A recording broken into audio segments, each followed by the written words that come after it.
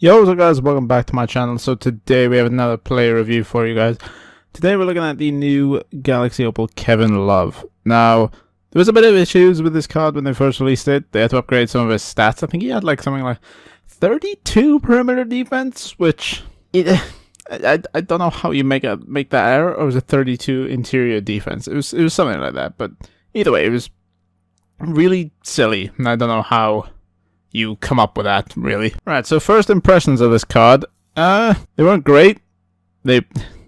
So I used them with the new Mitch Richmond, so I kind of tried to use them, what's the word?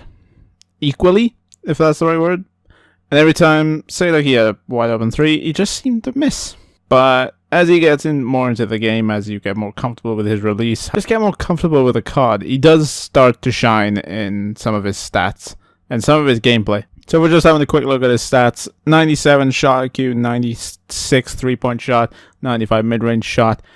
Just everything involving his shooting stats, his outside scoring, his inside scoring, is all elite level. It's all amazing. Looking at his playmaking, just like Kevin Love in real life, very, very good at passing.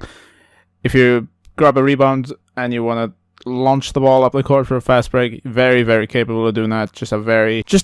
Overall, a very balanced, great card. There's a few nitpicks with this card. You can call them minor, but I mean, it's really up to you. It depends how you want to use the card, really. So you can play him at center or a power forward. I wouldn't recommend him at center. It's kind of hard to think he'll do well at center. I mean, he's 6'10". He does have the rebounding stats and the vertical to play at center, but it's just that height that can sometimes be a hindrance. Like, he was just playing a triple threat and he's getting out rebounded.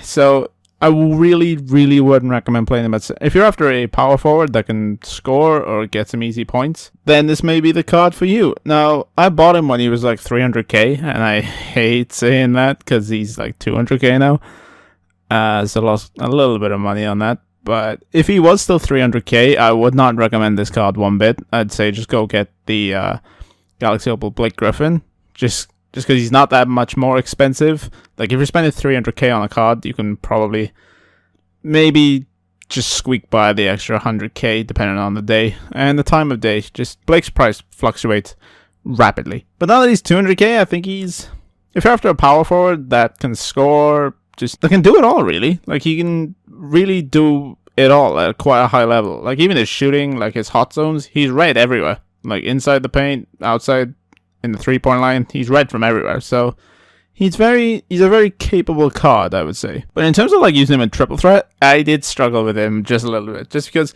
there's only 3 players, obviously. So you want your 3 players, if you can, to do basically everything at a high level. And the thing he doesn't have a lot of is speed. Like, he has under 80 speed with ball, and you can you go from like Eddy Curry, for example, who is like incredibly he's basically cheap Shaq. Like, everyone knows that. You go from him to Kevin Love, and you can really tell the difference. He feels just a lot slower, a lot more like his turning axis isn't the greatest. Like, you can really, like, if you have to run up on the perimeter to defend someone, like, it's not like him in the 2016 final. No, was it 2016? It's been too many seasons. Basically, you know, the final stretch, Game 7, where he had to defend Curry. He's not going to be doing that quite as often. So, wouldn't really recommend him in triple threat. If you need someone to slot in at the 4, he can really do a job for you. So, guys, that's it for the video. Thank you guys for watching. See you later. Take care.